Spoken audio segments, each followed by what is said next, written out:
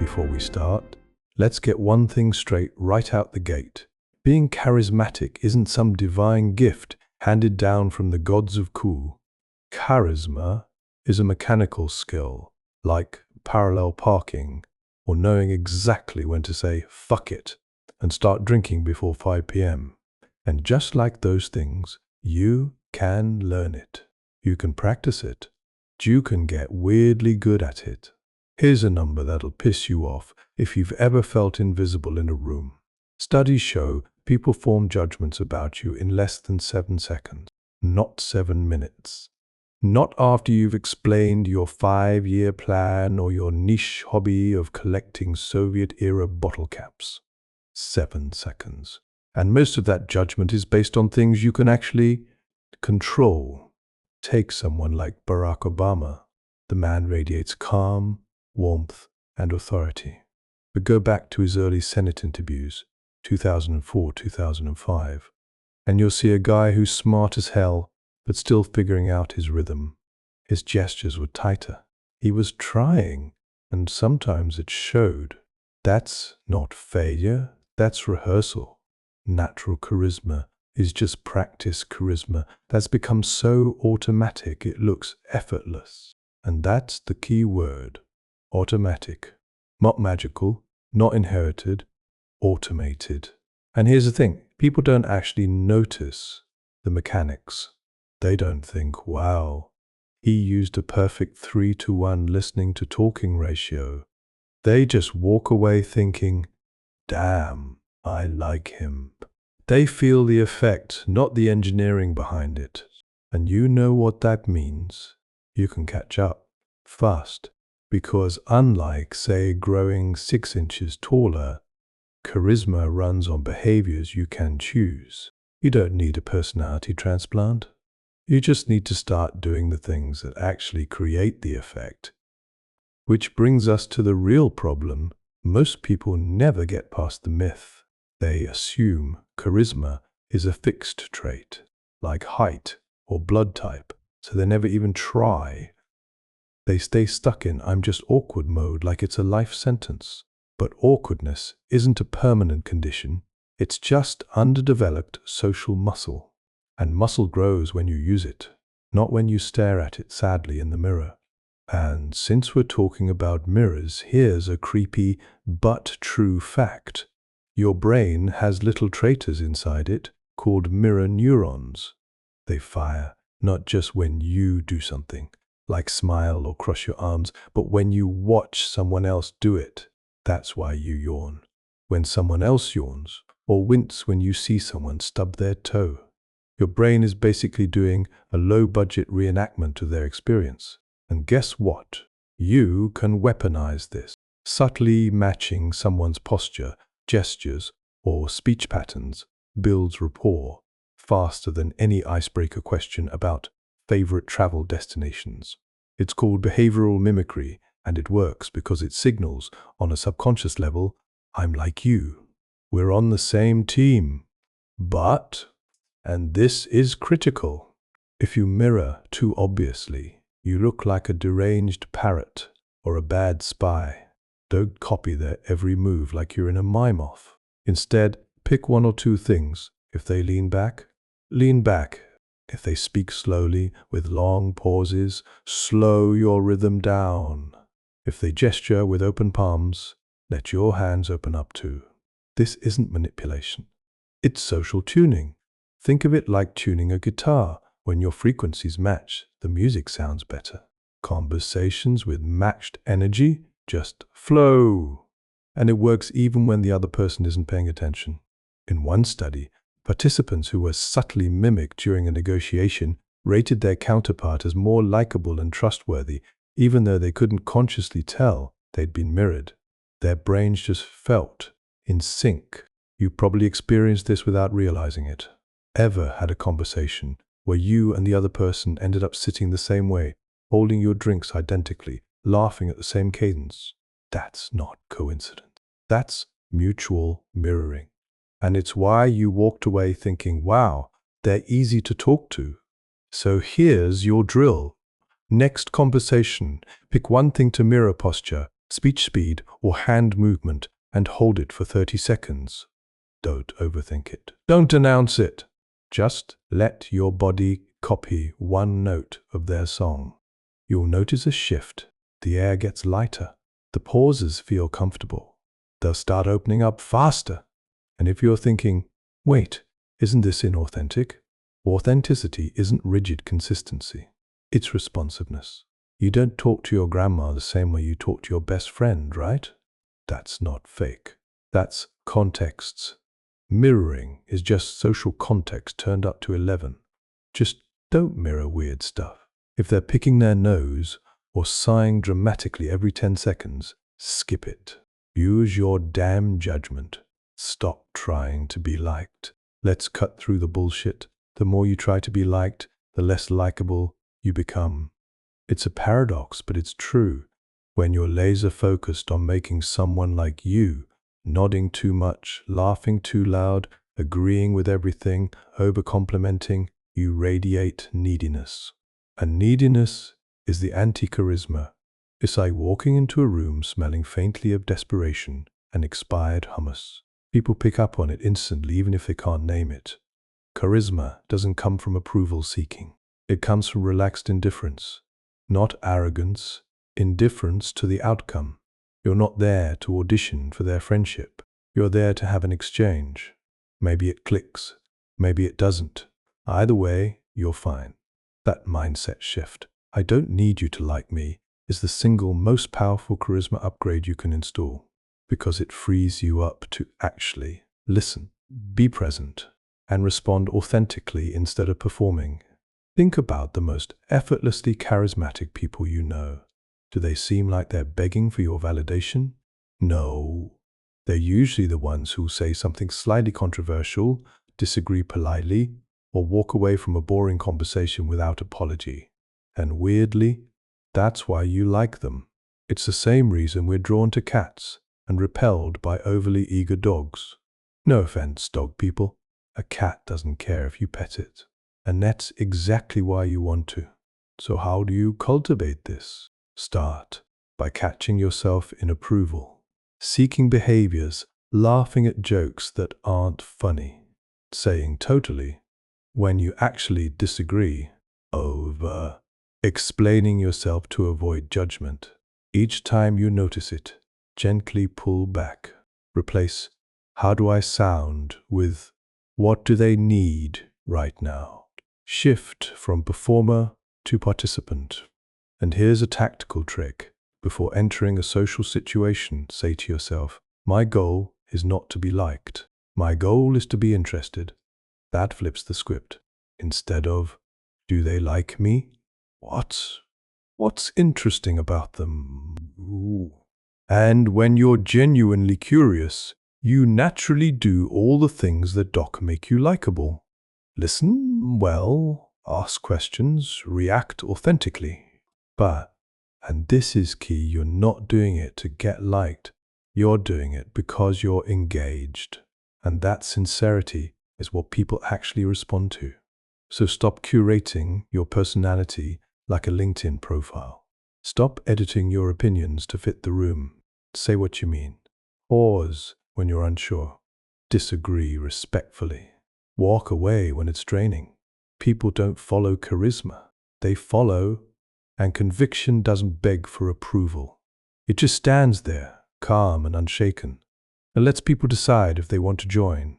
Smile like you mean it, because you did. All right, let's talk about smiling, because you're probably doing it like a hostage negotiating for extra water.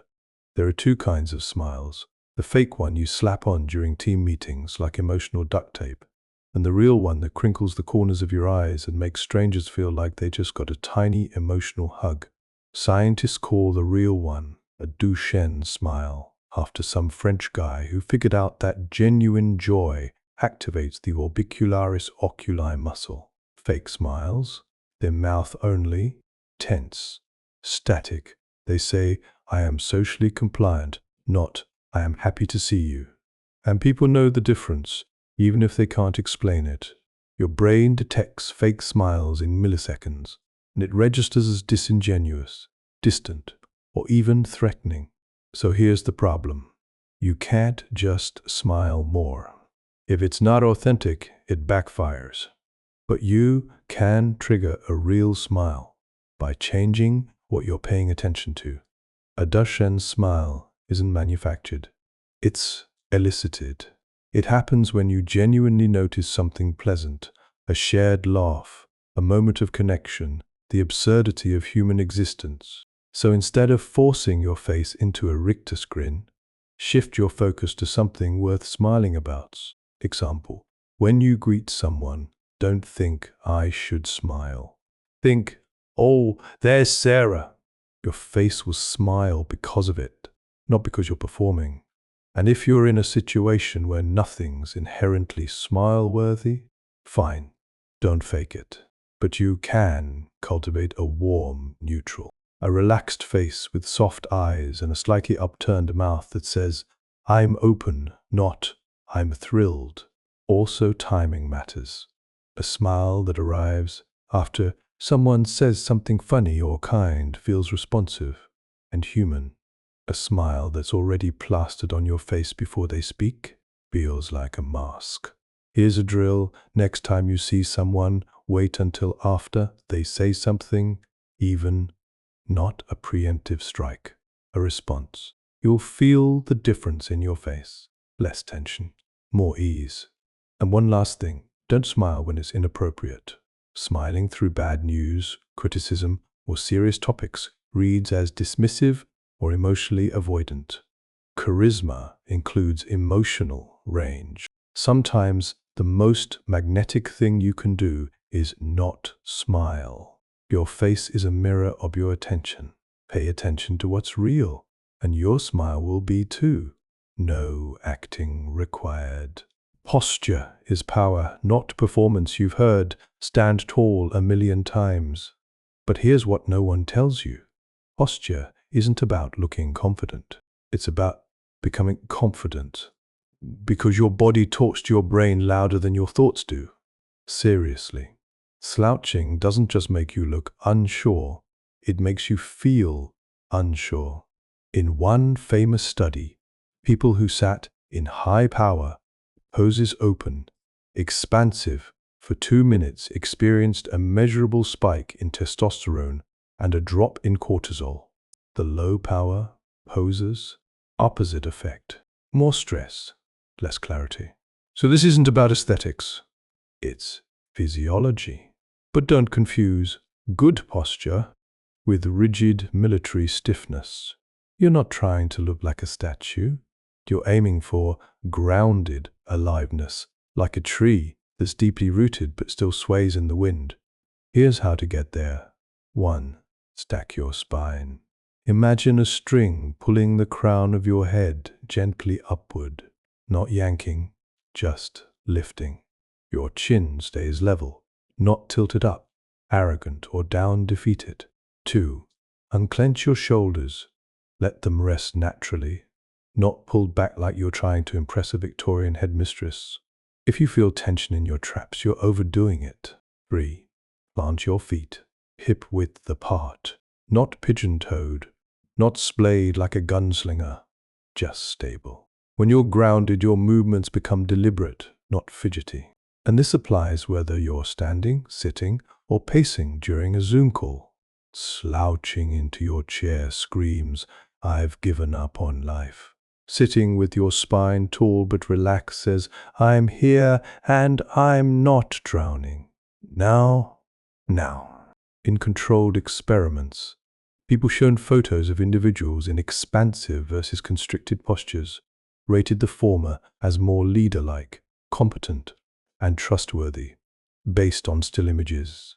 No voice, no words, just bones and angles. But, and this is crucial, don't perform posture. Don't walk around like you swallowed a broomstick. The goal isn't to look perfect, it's to feel connected to your body. When you're embodied, you're present, and presence is magnetic. Try this right now. Shift from whatever slump you're in to a tall spine. Breathe. Notice how your thoughts slow down, how your voice would naturally deepen. That's not placebo. That's your nervous system recalibrating. So next time you walk into a room, a meeting, or even a tough conversation, reset your posture first. Not to impress, to anchor yourself. Because charisma doesn't come from pretending you've got it together. It comes from actually feeling like you do, even for a few minutes. And your spine, it's the quietest, most powerful tool you've got. I'm listening. Face. You think you're listening, but your face is screaming, I'd rather be anywhere else. Here's the hard truth. People don't judge whether you're a good listener by what you say. They judge it by what your face does while they're talking. And if your default expression is a blank stare, a furrowed brow of concentration, or that 1,000-yard zombie gaze you use when pretending to watch a sport you don't understand, congratulations, you're accidentally broadcasting disinterest. But don't panic. You don't need to become a human emoji. You just need a reliable, I'm listening, face, a neutral, but warm, default expression that says, I'm with you, without overacting. Here's how to build it. Eyes, soft focus, not wide shock, not narrow skepticism. Imagine you're looking at a candle flame, attentive but calm. True. Eyebrows, slightly raised at the inner corners. Not arched like you're surprised, just gently lifted to signal openness. Mouth, relaxed, lips touching. Not a full smile, too much. Not a straight line, too cold. Think resting kindness. Tilted just a few degrees. Not like a confused puppy, just enough to show engagement. This isn't about faking emotion. It's about removing the barriers to connection. A neutral face in Western culture often reads as bored or angry. Your job is to override that default with subtle warmth, and timing matters. Your listening face should activate the moment someone starts speaking, not after they've already asked, Are you even hearing me? Not frantic bobbing like a dashboard dog, just slow, deliberate nods every 3 to 5 seconds. Paired with your listening face, it creates a feedback loop that makes the speaker feel deeply heard. You've seen this in action. Think of a therapist, a great teacher, or that one friend who makes you feel like your rambling story about a weird dream is the most fascinating thing they've heard all week. They're not saying much, but their face is doing the work. Practice this alone first. Stand in front of a mirror and have a fake conversation with yourself. Say something mundane. So I went to the grocery store. As you speak, switch to your listening face during the other person's turn. Adjust until it feels natural, not stiff, not exaggerated. Then take it live. Next conversation. Commit to holding your listening face for the first 60 seconds of their turn, no matter what. You'll feel awkward at first. They'll feel valued. And that gap, that's where charisma lives. Because listening isn't passive. It's an act of generosity. And your face is the delivery system. Names are secret spells. Your name is your personal incantation. Say it right, and you open a tiny portal of recognition in someone's brain. Say it wrong, or never say it at all, and you might as well be talking to a brick wall. Neuroscience backs this up. Hearing your own name activates the medial prefrontal cortex, the part of your brain tied to self-identity and emotional relevance. It's like a psychic doorbell. Ding! This concerns you. So why do most people treat names like disposable packaging? Used once, then tossed. Here's how to wield names like a charisma wizard. First, get it right.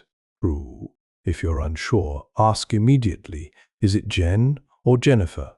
Do you go by Alex or Alejandro? Then repeat it back. Got it, Marcus. That repetition locks it in your brain and signals respect. Second, use it sparingly, but strategically. Drop their name once in the first minute of conversation. Nice to meet you, Priya. Then maybe once more near the end. Great talking with you, Priya. but one or two well-placed uses. That's connection. Third, say it like you mean it.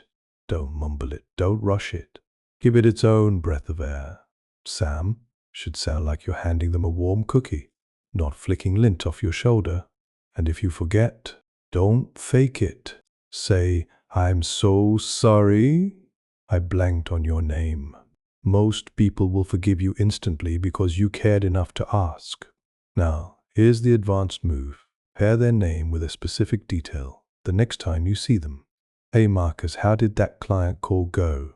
Or Priya, did your sister make it to Tokyo? That combo name plus personalized recall is charisma rocket fuel. It tells them, you matter enough for me to remember. Historically, rulers and con artists alike knew this trick. In 19th century salons, the most magnetic hosts never forgot a guest's name or their favorite flower. Today, the best salespeople, therapists, and bartenders use it to build instant trust. Your drill, in your next 3 conversations, consciously use the person's name twice, once early, once late. Pay attention to how their posture shifts, how their eyes soften. That's the spell working. Names aren't just labels. They're tiny affirmations of existence. And when you honor someone's name, you're not just being polite. You're saying, I see you as a person, not just a placeholder in my day. And that's the foundation of real charisma. The compliment sandwich is garbage. You've been lied to. The compliment sandwich, praise, criticism, praise, is not a kindness. It's a betrayal wrapped in glitter, and it reeks of manipulation. Here's why it fails. People aren't stupid.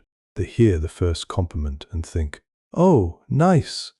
Then you slide in the critique and their brain goes, oh. They don't believe it. It feels like emotional exit dust sprinkled on to make the bitter pill go down. The whole thing leaves them feeling used, not supported. Real charisma isn't about softening blows. It's about delivering truth with clarity and care. No sugarcoating, no deception. So ditch the sandwich. Instead, give genuine, specific, non-transactional validation. Key words. Genuine. You mean it. Specific, not you're awesome. And non-transactional. You're not saying it to get something. Example of garbage. You're so smart, but your presentation was confusing. Still, great effort. Example of real, the way you explained the budget timeline in your slides. I could see exactly how the phases connect. Notice the difference. The second one names a behavior, not a vague trait. It's rooted in observation, not flattery, and it doesn't come with strings. And here's the secret. People don't need constant praise. They need accurate recognition. Tell someone exactly what they did well. You handled that tough question with calm, and they feel seen in a way. Also, never compliment just to fill air. I love your shoes. When you actually think they look like chewed up gym socks. That's not charm. That's social litter. If you don't genuinely admire something, don't say it. But if you notice something, how they phrased a difficult message, how they remembered your dog's name, how they stay patient in chaos, say it plainly. That was really thoughtful how you I noticed. I noticed you didn't interrupt when Sam was struggling. Thanks for that. The detail you put into this report saved us hours. No fluff. Just truth, plus specificity. And if you must deliver criticism, do it cleanly. 1. State the behavior, not the person. The slides were hard to follow. Explain the impact. It made the team unsure about next steps. Invite collaboration. Want to walk through how we can tighten it? Just respect. Because charisma isn't about making people feel good. It's about making them feel real. And real people don't want sandwiches. They want honesty served with dignity. Storytelling. Without the fluff. You're killing your stories before they even get off the ground. Not with bad content, with boring setup.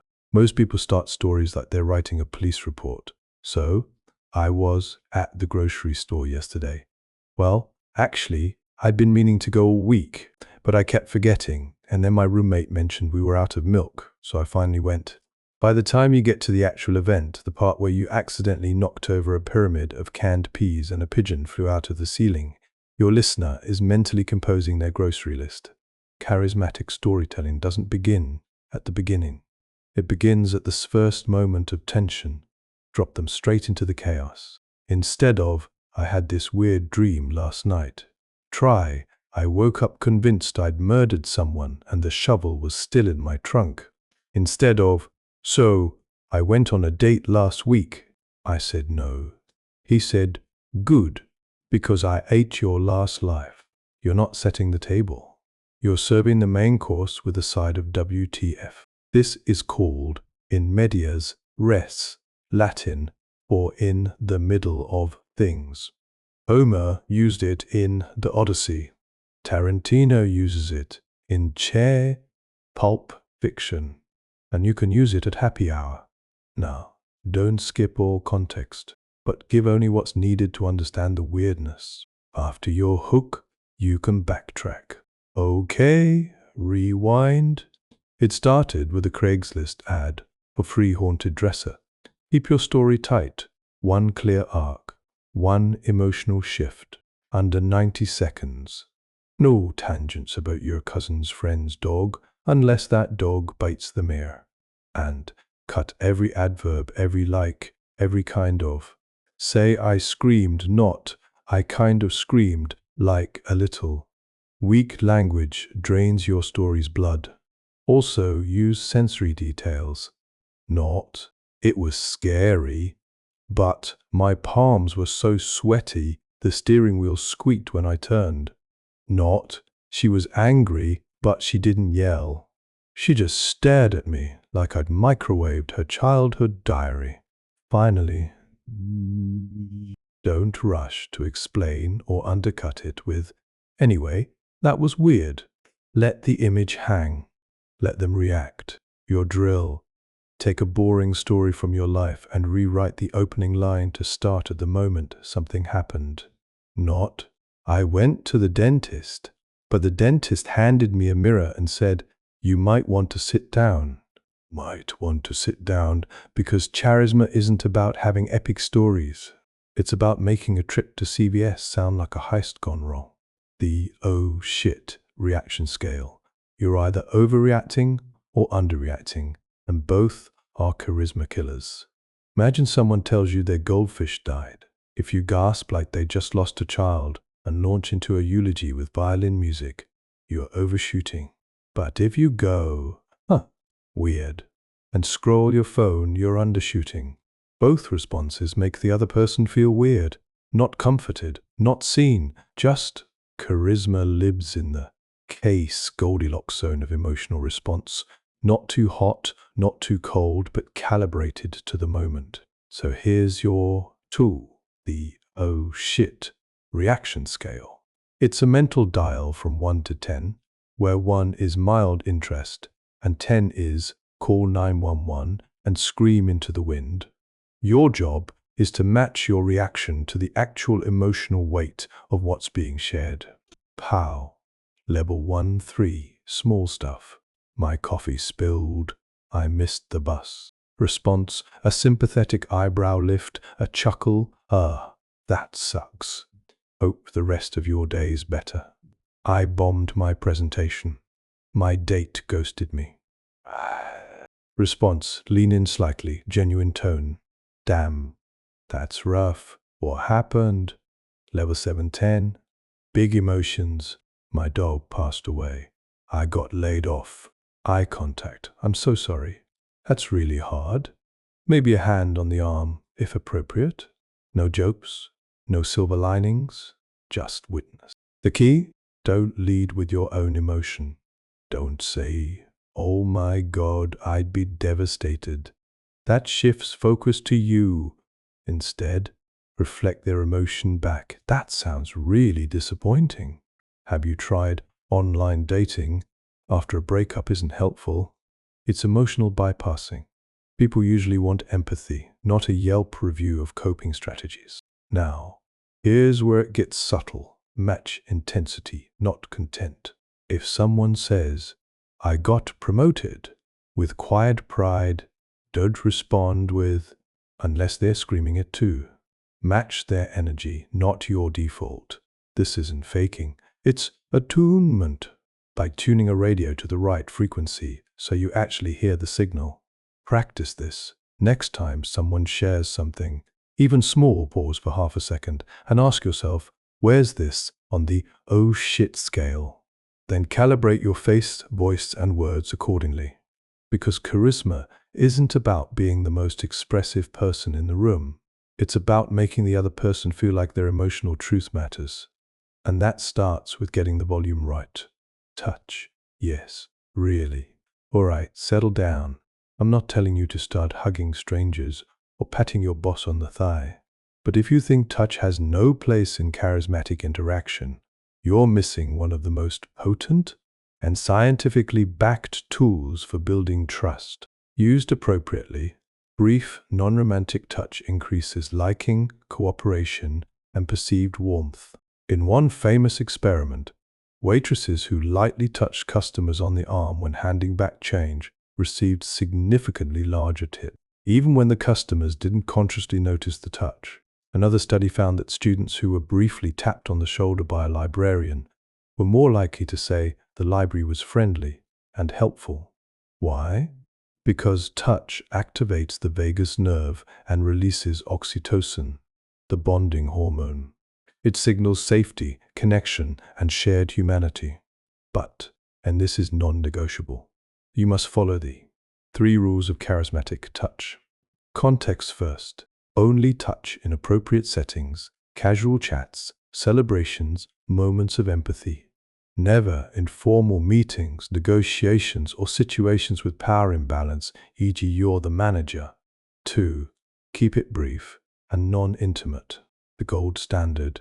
A light 1-2 second touch on the upper arm, forearm, or shoulder. Not the back, too vague. Not the hand, too flirty or formal. And absolutely not anywhere below the waist, unless you enjoy restraining orders. 3. Read the room and the person. If someone is stiff, avoids closeness, or comes from a low-touch culture, skip it. When in doubt, don't. Consent isn't always verbal, but awareness is mandatory. Now, the magic happens in micro moments. When someone shares good news, "you got the job?" That's huge. Light touch on upper arm. When offering support, "I'm really sorry about your loss." You're not tapping someone while saying, "whatever, cool." The words and touch must align and never linger. 1 beat. That's it? Like a period at the end of a sentence. Not an ellipsis that just keeps going. If you've never done this, start small. Next time a friend tells you something exciting, try a 1-second arm touch as you react. See how they respond. Their face will soften, they'll lean in, the moment will feel more connected. But again, this isn't a hack to get to people. It's a way to deepen genuine connection when it's welcome. Because charisma isn't just verbal, it's physical. And sometimes the quietest touch speaks louder than the wittiest line. Ask stupid questions on purpose. You're trying too hard to sound smart, and it's making you boring. Here's a better strategy. Ask deliberately stupid questions. Simple, obvious, even naive ones to unlock real conversation and disarm defensiveness. Why? Because when you pretend to already understand everything, but when you ask, "wait, how does that even work?" or "why do we do it that way?" you give the other person permission to explain, teach, and reveal their expertise without feeling interrogated. It's not about actually being clueless. It's about strategically feigning curiosity to create space for connection. Think of it like this. If someone says, "I'm launching a startup," and you respond with, "SaaS or B2B," you sound like a LinkedIn bot. But if you say, whoa, what's the actual thing you're selling? You invite a human answer. Stupid questions work because they bypass jargon. What's your value prop? What problem does it solve? Invite storytelling. How did you get into that? Doctors, engineers, artists. They're used to people nodding along while zoning out. But ask, wait, so you literally cut open people's brains. And suddenly, they're alive, animated.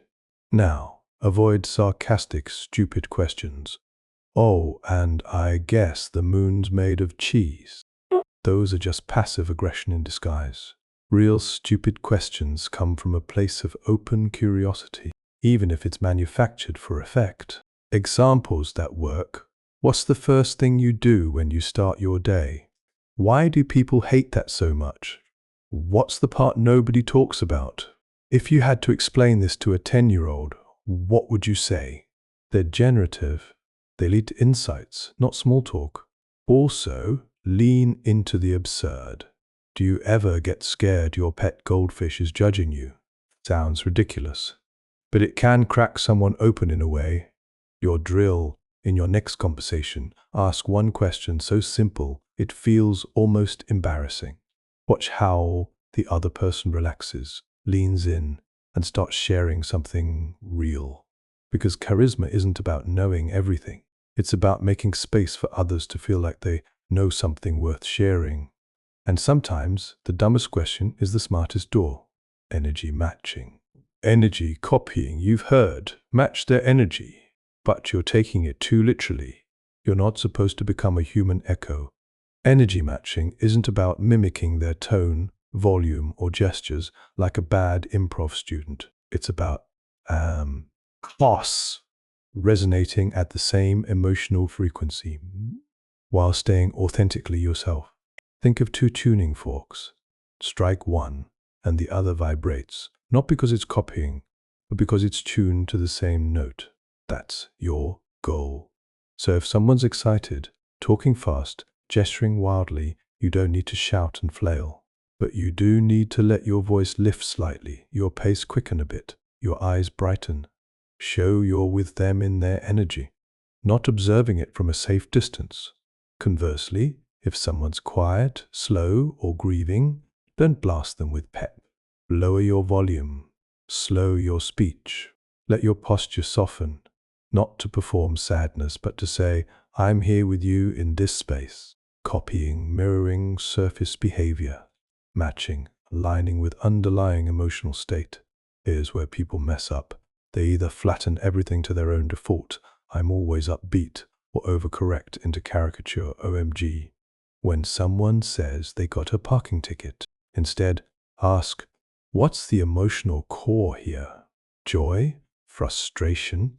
Curiosity? Then let your face, voice, and body reflect that quality. For example, friend says, I'm so stressed about this deadline. Don't say, oh no, that's terrible. Overmatch. Don't say, yeah, deadlines suck. Anyway, pizza, undermatch, to say, what's the worst part? Match the weight, not the panic. This is especially crucial in professional settings. If your teammate is anxious about a presentation, responding with, you'll crush it. But this is a big one. I get why you're nervous. Validates it while staying grounded. And here's the secret. Energy matching builds trust faster than agreement. You don't have to share their opinion, just their emotional reality. Practice this. Next conversation. Identify the other person's emotional frequency within the first 30 seconds. Then adjust one element of your delivery pace, pitch, or posture. Not to become them, just to say, I'm tuned in. Because charisma isn't about being the most energetic person in the room. It's about making others feel like their energy belongs. The I don't know superpower. You're terrified to say, I don't know. Like. Why? Because pretending to know everything screams insecurity. It's the verbal equivalent of overinflating a balloon. Eventually, it pops, and everyone's covered in your hot air shrapnel. But saying, I don't know, but I'll find out. Or I haven't thought about it that way. Tell me more. Signals something far more charismatic, intellectual honesty. And that builds trust faster than any fake expertise ever could. Look at the people you actually respect. Do they bluff their way through gaps in knowledge? No. They say, I'm not sure, let me check, or that's outside my wheelhouse, but here's who might know. They're secure enough to be uncertain. And neuroscience backs this. When you admit ignorance without defensiveness, it disarms the other person's threat response. They stop bracing for bullshit and start engaging with you as a real human. So, how do you do it without sounding incompetent? Frame it with ownership. Weak, I don't know. Charismatic, I don't have the answer right now, but I'll look into it and get back to you by tomorrow. Pair it with curiosity. I haven't worked with that software. What's your experience been like? I don't know. Can be a bridge, not a wall. Do you think aliens built the pyramids? Hell if I know. But that would explain why my IKEA shelf collapsed. That's still performance. Real, I don't know. Is calm, direct, and free of apology. It's not, sorry, I'm stupid. It's this isn't in my brain yet, and that's okay. Your drill, today, say, notice how the other person leans in, not away, because charisma isn't about having all the answers. It's about being trustworthy enough to say when you don't. And that's the ultimate power move. Laughter as a control tool. You think humor is just about being funny. Wrong. Laughter is a social regulator. And when used right, it's one of the sharpest tools in your charisma toolkit. It's not about telling jokes. It's about using laughter to diffuse tension, redirect energy, and create shared relief without ever becoming the class clown. Think about the last time someone laughed at a perfect moment during a stressful meeting. Not a loud guffaw, just a soft, knowing chuckle. What happened? The air lightened. Shoulders dropped. The unspoken message. We're okay. This isn't life or death. That's laughter as control. Now, the key is timing and target. Never laugh at someone unless you're 100% sure it's welcome. And even then, but laugh with people, or better yet, laugh at yourself or at the absurdity of the situation. Examples. Meeting runs off track. Wow, we just solved world hunger, climate change, and my weird rash. Should we maybe pick one? End, light laugh. Awkward silence. Well, that pause was so long, I think my ancestors felt it. They're pressure valves. They acknowledge the weirdness without amplifying it. And here's the advanced move. Use laughter to interrupt negative spirals. If someone's ranting or catastrophizing, a gentle, oh God, if that printer jams one more time, I'm going to propose to it just to get attention, can snap them out of doom mode without dismissing their frustration. But, critical warning, don't use humor to avoid real emotions. If someone's grieving or truly stressed, forced levity reads as callous. Laughter is for tension, not pain. Also, your laugh itself matters. A relaxed, warm chuckle builds connection. A nervous giggle signals anxiety. A loud, forced ha reads as performative. Aim for the quiet laugh that says, we're in this together. Finally, never undercut your own point with laughter. Saying, I think we should fire the whole marketing team. Shh-ha-ha. Makes you look unsure. If you mean it, say it straight. Use humor to frame, not undermine your intent. Your drill?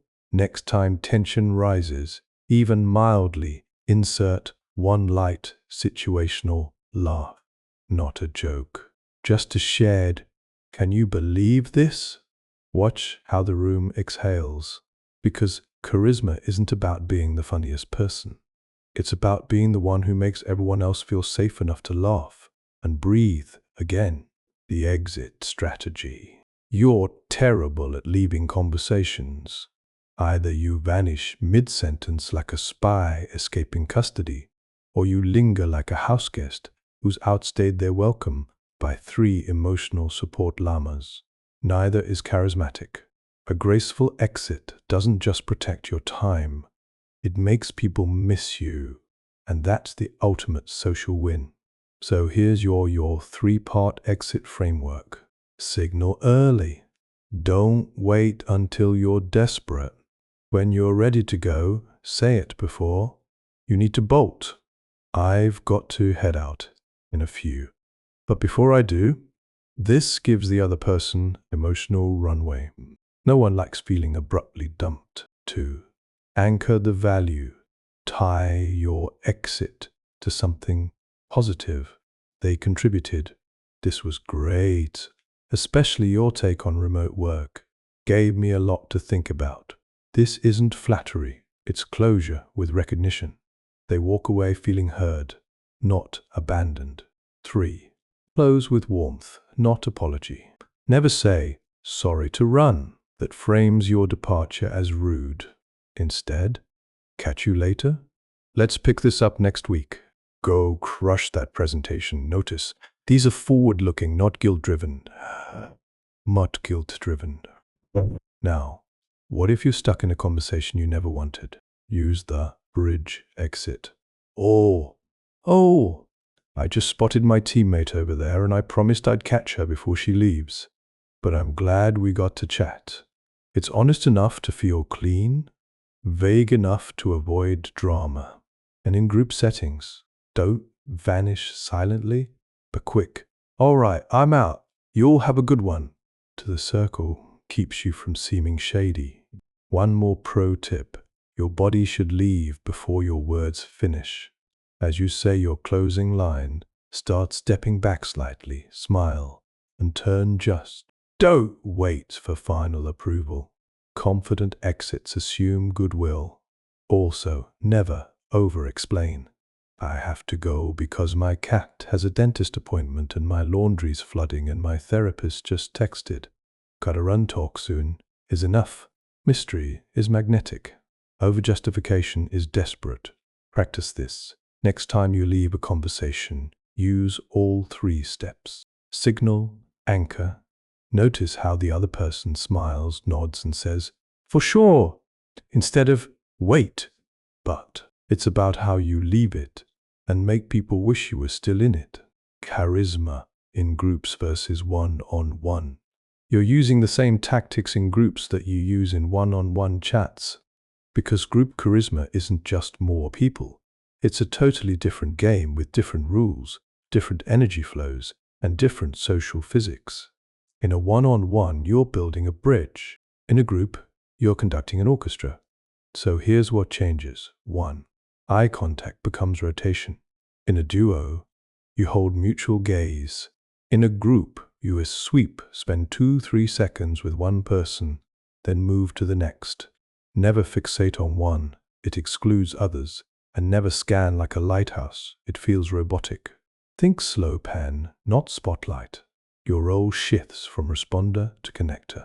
Don't just react to the person speaking. Pull others in.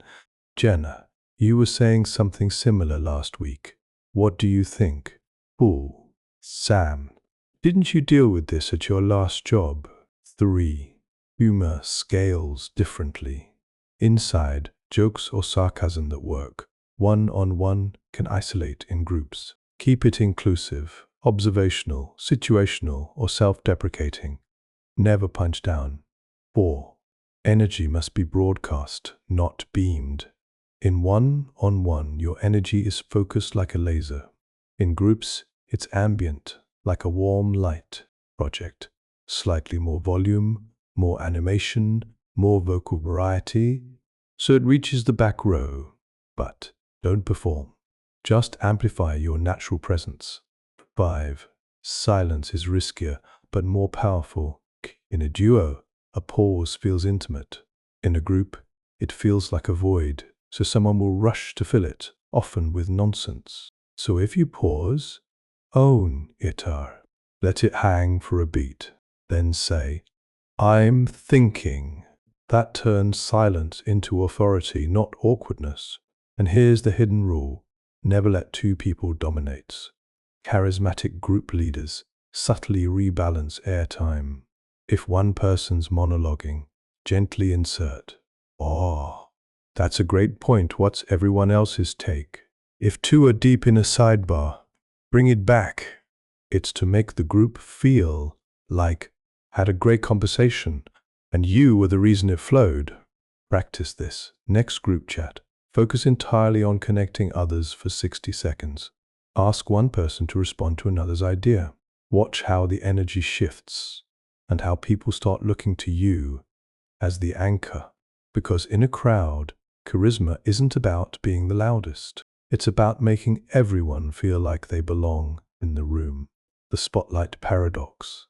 You're scared to command attention because you think it means performing, grandstanding, or auditioning for the role of most interesting human alive. It's about knowing when to step into it and how to hold it without flinching.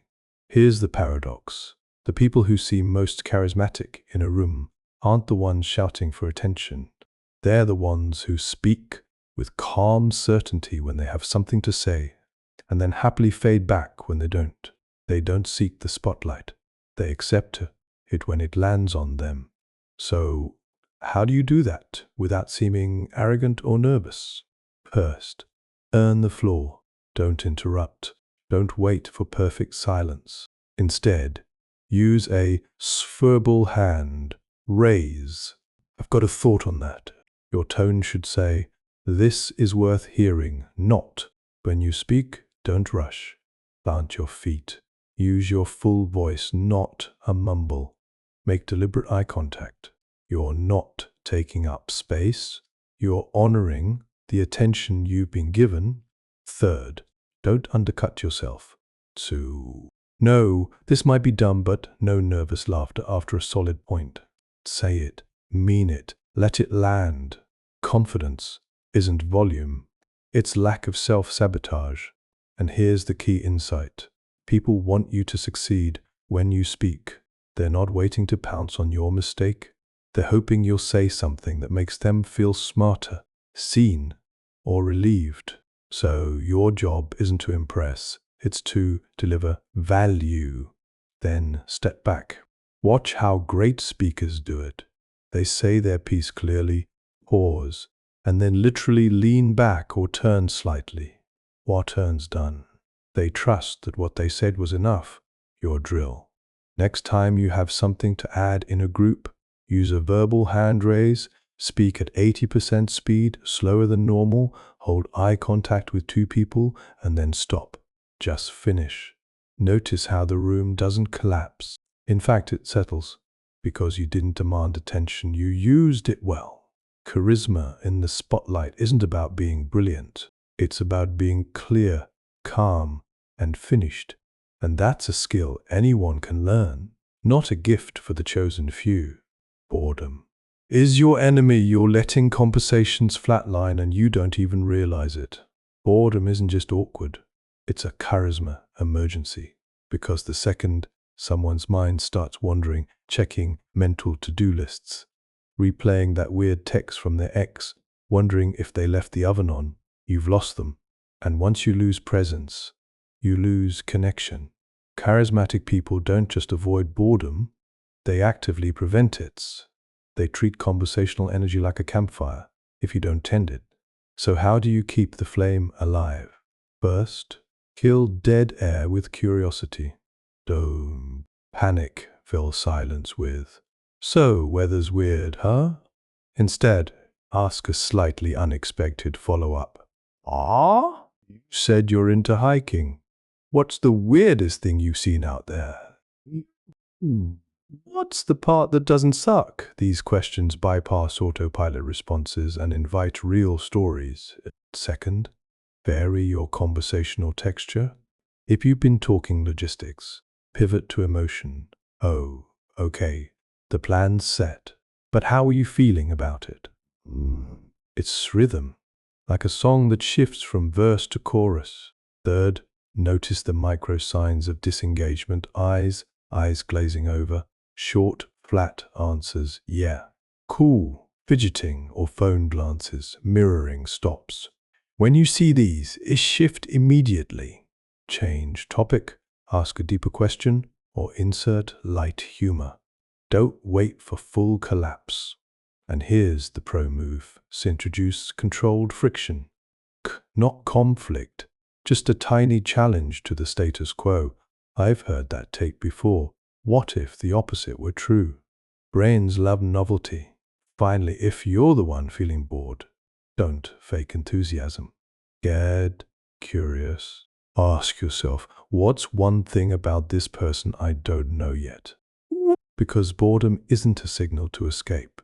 It's a signal to dig deeper. Your drill. Next conversation, set a mental timer for every 90 seconds. Ask yourself, is this alive right now? If not, use one of these moves to reignite it. Charisma isn't about being endlessly entertaining. It's about refusing to let the human connection go cold. The myth of the natural. You think charismatic people were just born that way, blessed with effortless charm, silver tongues, and the emotional IQ of a therapy-trained dolphin. But that's a comforting lie. And it lets you off the hook. The truth. Every natural you admire, from Obama to Oprah to that friend who can walk into a silent room and make everyone laugh in 30 seconds. Practice the hell out of this. Take Obama. His calm, rhythmic delivery. That's not innate. It's the result of years as a community organizer, law professor, and politician, honing timing, tone, and presence through thousands of real-world interactions. He rewrote speeches endlessly, practiced pauses in the mirror, studied MLK's cadence, or look at Ellen DeGeneres, her "aw shucks" relatability, crafted over decades of stand-up, talk shows, and deliberate persona refinement. She didn't wake up knowing how to make millions feel like she was their best friend. She built that skill. One interview, one joke, one eye contact moment at a time. Even instinctive charmers like Tom Hanks or Dolly Parton, they've talked openly about studying people, rehearsing warmth, and consciously choosing kindness as a performance until it became second nature's. The natural myth exists because mastery looks effortless, like a professional dancer making triple pirouettes look easy. You don't see the blisters, the falls, the 10,000 repetitions. So stop comparing your chapter 1 to someone else's highlight reel. Your job isn't to be born charismatic. It's to install the behaviors one by one until they stick. Mirror neurons. Practice. Eye contact. Drill it. Voice tonality. Record yourself. Pauses. Count them. Charisma is a muscle, not a birthright. And here's the liberating part.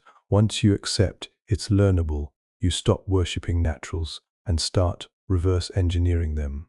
Watch how they enter rooms, how they listen, how they exit. Steal their tactics like a thief in a velvet jacket. So next time you see someone effortlessly charming a crowd, don't sigh and say, "I could never." What specific thing did they just do? Then go practice it, because the only real natural in charisma is the one who decided to show up, keep trying, and refuse to believe the myth. And that can be you. Your default mode is boring. Not because you're ugly or broken, because in the absence of intentional expression, your face defaults to what scientists call resting bitch face, resting cop face, or my personal favorite, resting "I just remembered I left the stove on" face. And it reads as disinterest, judgment, disconnection. People see that blank or slightly furrowed expression and think, they're bored, they don't like me, or they're mentally filing taxes. Even if you're fully engaged inside, your face is broadcasting static. So here's the fix. Override your default. You don't need to grin like a game show host.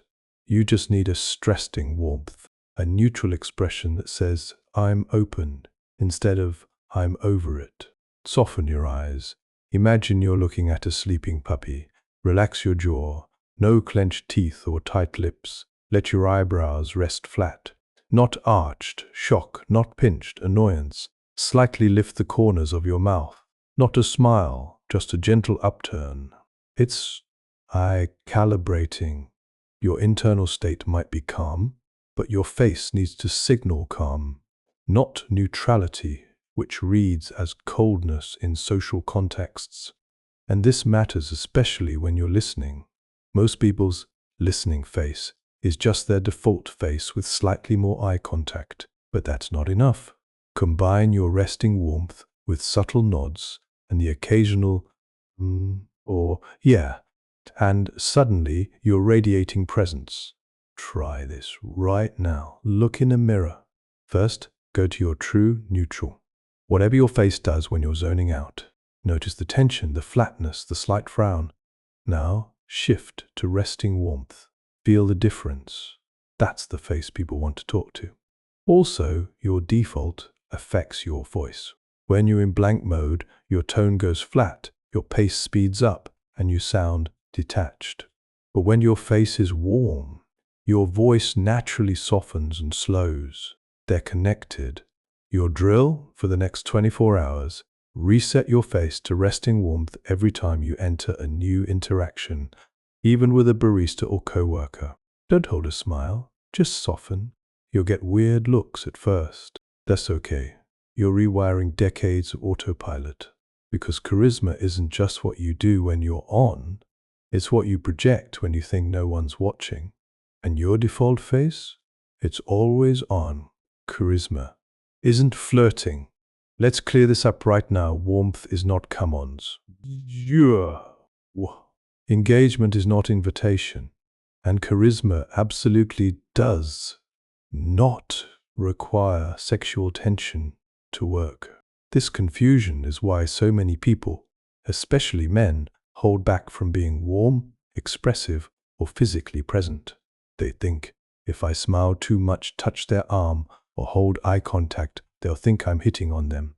So they default to robotic detachment, which kills connection and ironically makes them seem more force awkward, not less. Here's the fix. Learn the difference between social warmth and romantic escalation. Social warmth says, "You're safe. I see you. This moment matters." Romantic escalation says, "I want more than this moment." The behaviors overlap slightly. For example, eye contact, 3 seconds, charisma versus 6+ seconds with a smile, and lean-in flirting. Brief upper arm tap, charisma versus lingering hand on lower back, flirting. Charismatic validation focuses on actions, choices, or character, not appearance, desirability, or potential. Also, charisma is consistent. You treat the barista, your boss, your friend's weird uncle, and your crush with the same baseline warmth. Flirting is selective. It spikes with one person and drops with others. If you're ever unsure whether your behavior is crossing the line, ask, would I do this with their sibling in the room? Am I doing this to connect or to get something? Does this feel respectful or strategic? And if someone misreads your warmth, clarify gently. Don't shut down. Oh, I didn't mean to give the wrong impression. I just really enjoy talking with you. That preserves the connection without shame. Finally, remember, people crave non-transactional human warmth. In a world of dating apps and networking pitches, the ability to make someone feel valued without an agenda is rare and powerful. So stop holding back your humanity out of fear. Be warm, be present, be kind. Just don't confuse making someone feel seen with making them your next date. Because charisma works best when it's offered freely. No strings, no subtext, just genuine human regard. The 20-second rule. You've got 20 seconds. That's it. From the moment you enter a room, start a conversation, or appear on a Zoom call, you have roughly 20 seconds to establish presence, to signal that you're engaged, grounded, and worth paying attention to. After that, people's brains make a call, this person matters, or I can mentally check out. It's about micro behaviors in the first critical moments. Shh. Your posture. Your posture. Are you slumped, rushed, or already fumbling with your phone? Or are you tall, calm, and visually settled? Oh, your eyes. Do you scan nervously or make soft, steady contact within the first few seconds? But your voice is your hey, how's it going? Rushed and thin, or grounded, warm and deliberate? Your stillness. Do you arrive and immediately start adjusting your hair, reorganizing your bag, or glancing at exits? Or do you pause even for half a second to arrive? That pause is everything. It says, I'm here now. Not, I'm still thinking about my last meeting, or where's the snack table? Think of great actors entering a scene. They don't rush in mid-thought. They inhabit the space the moment they step into frame. You don't need drama, just intentional arrival. Here's your 20-second protocol. 1. Before you enter, take one breath. Reset your spine. First 5 seconds, make soft eye contact and offer a warm neutral, not a full smile. Just openness. 3 seconds. 6 to 15s. Speak your first line slowly with grounded tone. Good to see you. Thanks for making time. Seconds. Seconds 22. Let your body settle. Feet planted, hands relaxed, no fidgeting. That's it. No performance. Just presence. And this works even on calls. When you unmute, don't start mid-sentence. Say, hey, thanks for waiting, with calm tone and a slight smile. Yes, that 3-second reset signals I'm with you now. Why does this matter so much? Because humans are threat detection machines. In the first 20 seconds, we subconsciously assess. Is this person safe, confident, present? If you seem scattered or distracted, the other person's nervous system stays guarded, no matter how brilliant your ideas are later. But if you arrive like you mean it, their brain relaxes. They lean in. The channel opens. Your drill? Next 3 social entries. Real or virtual? Use the 20-second protocol.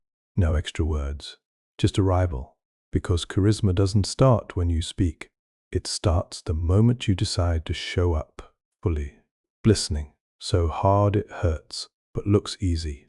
You think listening is passive, like it's just waiting for your turn to talk while nodding like a bobblehead. But real listening, the kind that makes people feel transformed by a conversation, is active, physical, and precise. It's not therapy, it's performance art with a purpose. And the best part, it looks effortless, but underneath, you're working. Here's what charismatic listeners actually do. They silence their inner monologue. Most people listen with half their brain, while the other half is crafting their reply, judging, or planning dinner.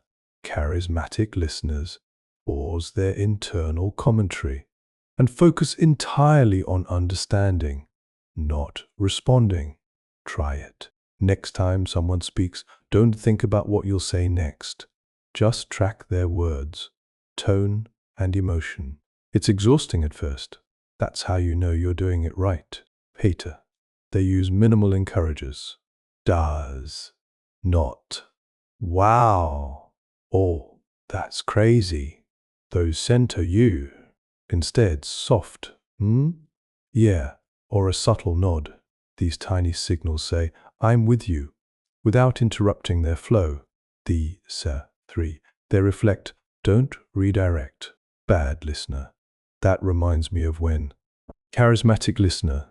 So it sounds like you felt blindsided. They mirror the emotion, not the story. This makes the speaker feel understood, not out-talked. 4. They resist problem solving. Pride. Unless asked. They don't fix, advise, or silver line. They sit with the discomfort, because 90% of the time, people don't want solutions. They want validation. 5. Their body stays open. No crossed arms. No glancing at phones. No shifting weight like they're late for a heist. They're physically still, eyes soft, posture receptive. Now, here's the secret. Listening builds your charisma more than speaking ever will. Why?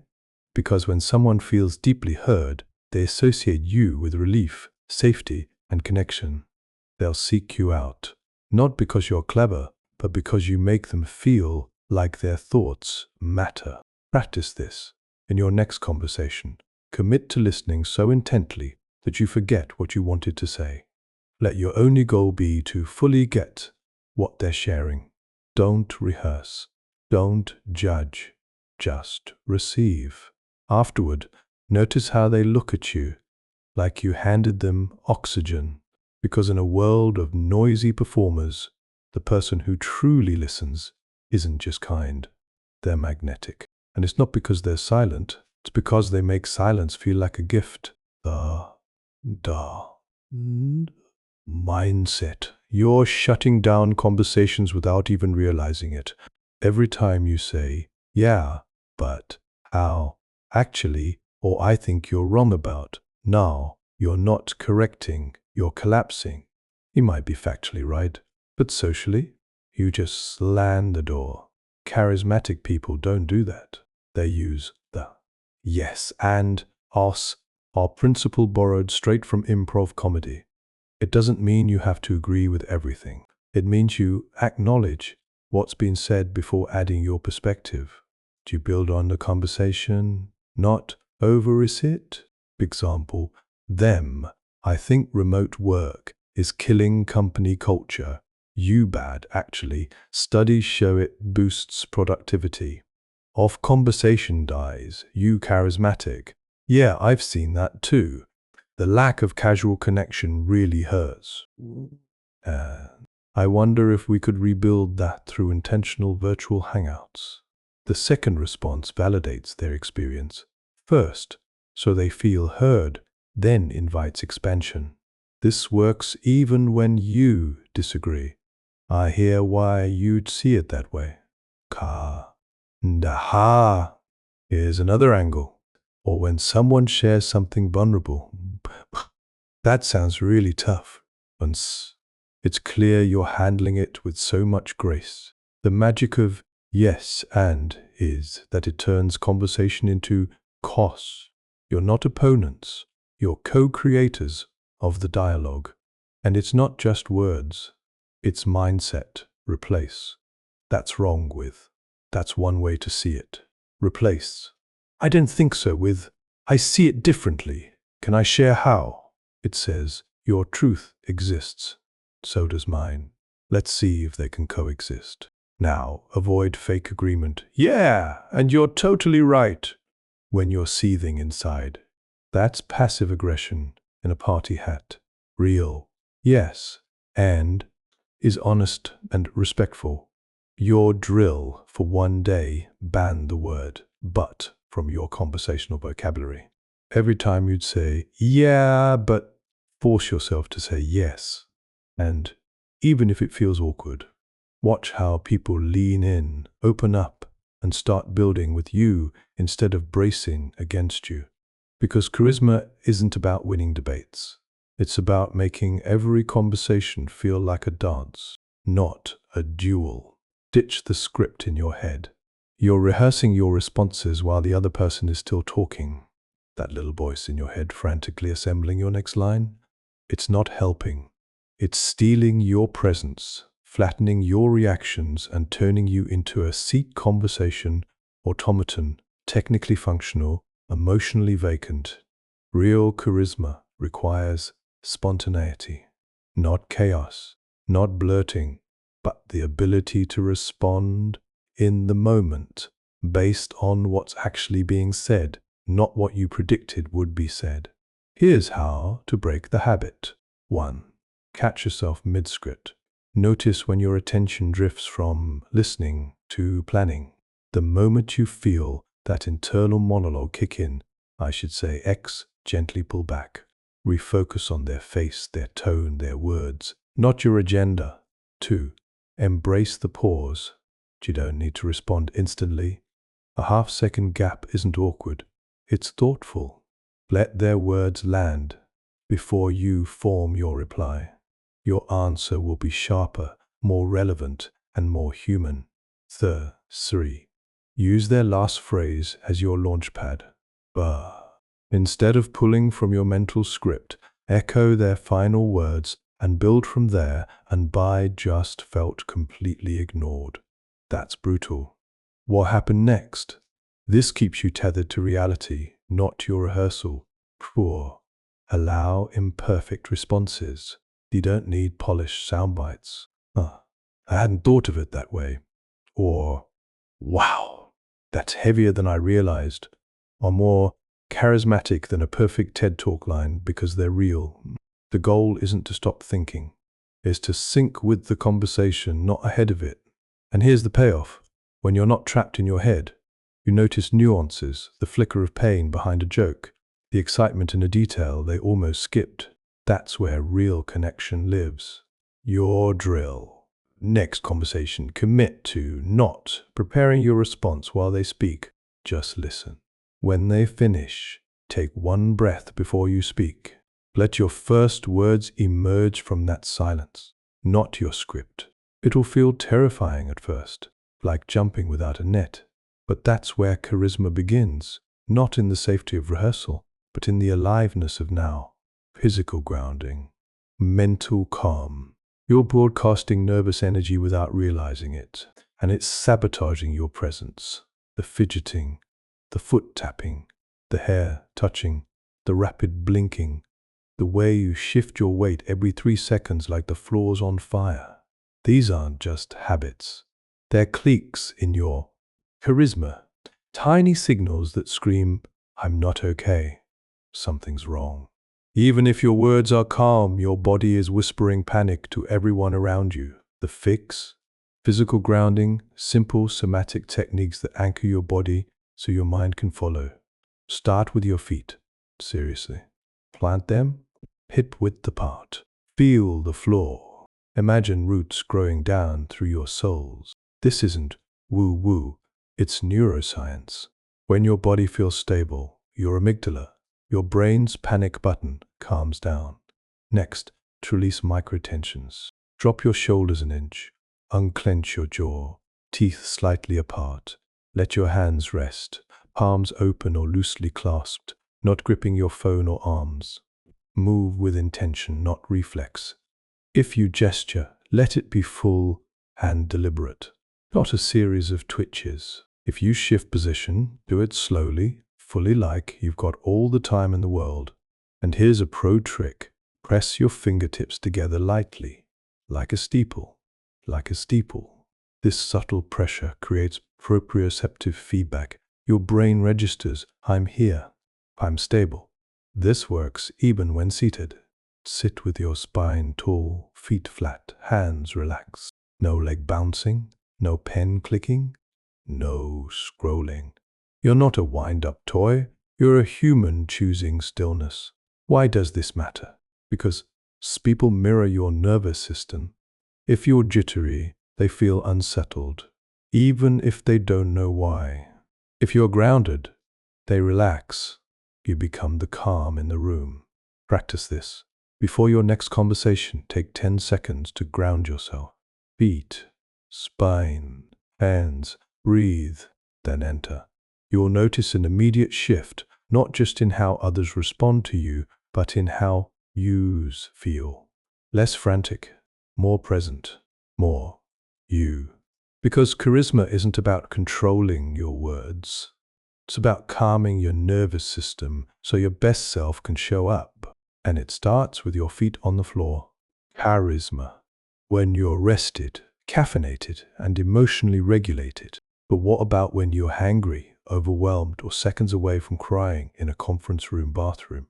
Charisma isn't just for good days. Real charisma shows up when you're under fire. Because that's when people need it most. The good news? You don't need to be perfect. You just need 3 emergency protocols to stay engaging even when you're falling apart inside. Protocol 1. The 10-second resets. Before you speak, pause. Breathe in for 4 seconds. Out for 6. Plant your feet, soften your jaw. This isn't meditation. It's tactical nervous system regulation. In 10 seconds, you can drop your heart rate, clear mental static, and re-anchor your presence. Do it in an elevator, a bathroom stall, or mid-sentence if you have to. Protocol 2. Name it and redirect. If you're visibly stressed, don't pretend you're fine. Acknowledge it, then pivot. I'm a little fried after that last meeting. Bear with me while I catch my breath. Running on 3 hours of sleep, so if I seem off, it's not you. This disarms tension, builds trust, and stops people from misreading your stress as disinterest or anger. Protocol 3. Borrow warmth. When your emotional reserves are empty, act from principle, not feeling. You might not feel warm, but you can still do warmth. Make soft eye contact. Use a grounded tone, even if flat. Ask one genuine question. How's this landing for you? You're not faking. You're choosing connection over collapse. And remember, people don't expect you to be unshakable. They just need you to be present enough. A calm. I don't have the bandwidth for a full response right now, but I care, and I'll follow up tomorrow, is more charismatic than a polished lie. Historically, the most magnetic leaders weren't the ones who never cracked. They were the ones who cracked and kept showing up. Churchill gave rousing speeches while depressed. Harriet Tubman led escapes while terrified. Charisma isn't the absence of struggle. It's the decision to serve others through it. Your drill. Next time you're stressed, use one protocol. Just one. Reset, name it, or borrow warmth. Because charisma isn't a fair weather skill. It's your humanity delivered on hard days too. The fake it trap. You've heard the advice, fake it till you make it. Because faking doesn't build real connection, it builds performance. And performance is exhausting, fragile, and ultimately transparent. People might not call you out, but they'll feel the gap between your mask and your truth. That gap, that's where trust evaporates.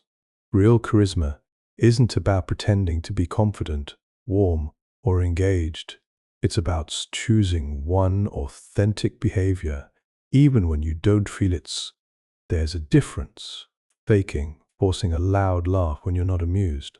Choosing, saying, that didn't land for me, but I appreciate you sharing with calm honesty. Faking, nodding along while mentally checked out. Choosing, saying, I'm a bit distracted. Can I ask you to repeat that? Choosing is about integrity. And here's the secret. People respond to congruence, not perfection. If your face, voice, and words align, even if they express uncertainty, you radiate authenticity. But if you smile while your eyes scream panic, you create dissonance. That's what feels off about fake charisma. So instead of faking, try micro commitments. A.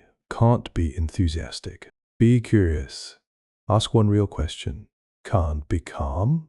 Be honest. I'm a little rattled. Give me a sec. Can't be witty? Be present.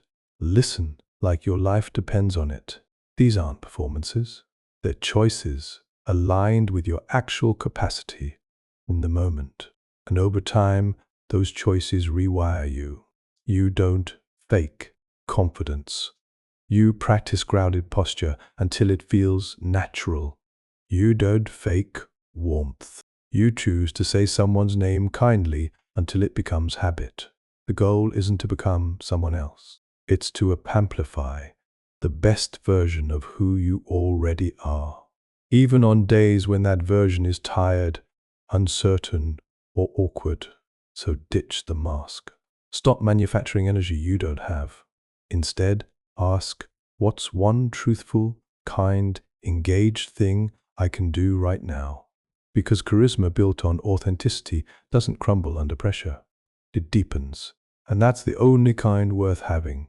Your phone is a charisma leech. Your phone isn't just a distraction. It's a social vampire. sucking the life, warmth, and attention out of every interaction it touches. And no, I'm just checking one thing doesn't count as harmless. The moment your phone appears, even face down on the table, signals. Participants rated conversations as significantly less empathetic, connected, and meaningful. Your brain registers it as a threat to attention, like a predator lurking at the edge of the campfire. So, if you want real charisma, you must banish the leech. Here's your protocol. In one-on-ones, phone out of sight. Not in your lap. Not just in case. In your bag, pocket, or another room. In groups, if you must have it nearby, announce, I'm expecting an urgent call from my kid's school. Otherwise, this stays off. At meals, meetings, or dates, each, no phone. Period. If it's truly an emergency, excuse yourself and step away. But it's not just about hiding the device. It's about reclaiming your attentional sovereignty. Every glance at your screen, even a quick. It takes 23 minutes on average to fully re-immerse in deep focus after an interruption. You think you're multitasking. You're just fragmenting yourself. And the cost? Missed micro-expressions, lost emotional nuance. That moment your friend's voice cracked when they mentioned their dad, and you were reading a meme about cats. Charisma lives in the details, and your phone robs you of them. Now, if you say, but I need it for notes, use a notebook. If you say, but what if my partner texts, set an auto-reply. In a conversation until 3 p.m., we'll respond after. Notice how much more you see, the flicker of a smile, the pause before an answer, the way someone leans in when they feel truly heard. Because presence isn't a luxury. It's the currency of human connection. And your phone? It's a counterfeit bill. Practice like an actor, not a robot. You don't become charismatic by memorizing lines or drilling robotic scripts. You become charismatic by rehearsing behaviors until they feel like second nature, just like an actor preparing for a role. But here's the difference. Actors don't practice to fake emotion. They practice to access it reliably. And that's your goal too. So ditch the fake it approach. Instead, use deliberate, embodied drills that build muscle memory for presence, not performance. Start with mirror work, not for vanity, but for calibration. Stand in front of a mirror and practice your listening face. Adjust until it feels warm but not strained.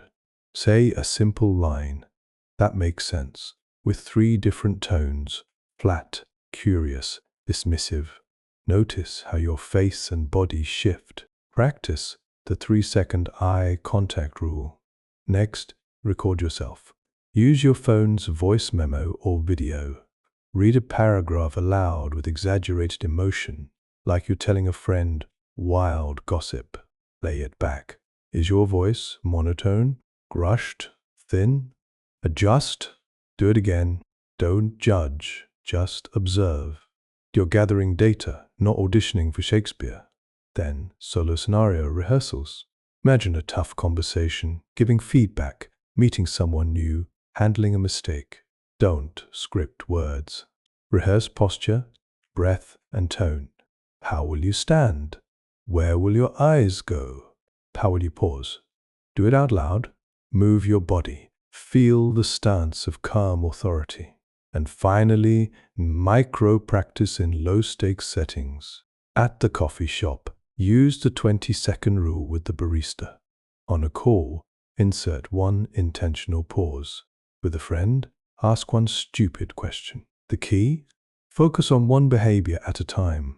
Don't try to be charismatic.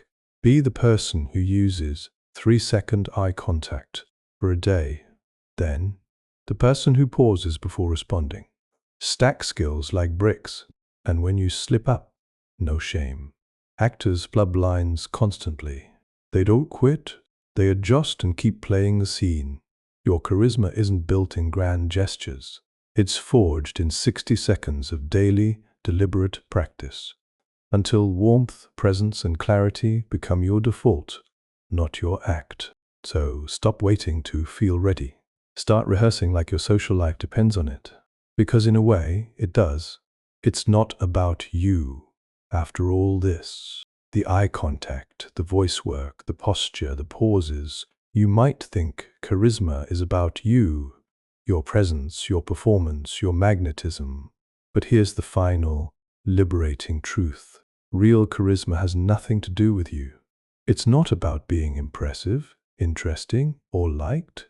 It's about making the other person feel seen, heard, and valued so completely that they forget to judge you. When you shift your focus from "how am I coming across" to "what do they need right now," your shoulders drop, your listening deepens, your humor lands, because you're no longer performing, you're serving. Think of the most charismatic person you know. Do they talk constantly about themselves? No. They ask questions. They remember details. They laugh at your jokes like they're the funniest thing they've heard all week. They make you feel brilliant, even if you just described your weird dream about sentient laundry. That's the secret. Charisma is generosity in action. It's choosing to believe the other person's story matters, even if it's about their cat's obsession with cardboard boxes. It's holding space for their stress without rushing to fix it. It's using their name like it's a gift, not a tool. It's letting silence sit so they can find their own words. And paradoxically, the less you worry about your own charisma, the more you radiate it. Because when you're fully focused on someone else, you become calm, present, and unself-conscious. The very qualities that draw people in. So stop curating your image. Stop editing your reactions. Stop auditioning for approval. Instead, ask in every interaction, what's it like to be them right now? What do they need to feel understood? What can I make this moment a little more human for them? Do that, not perfectly, but consistently, and you won't just be charismatic, you'll be unforgettable. Because people don't remember your clever lines or your perfect posture. They remember how you made them feel. And that's a legacy you build one selfless moment at a time.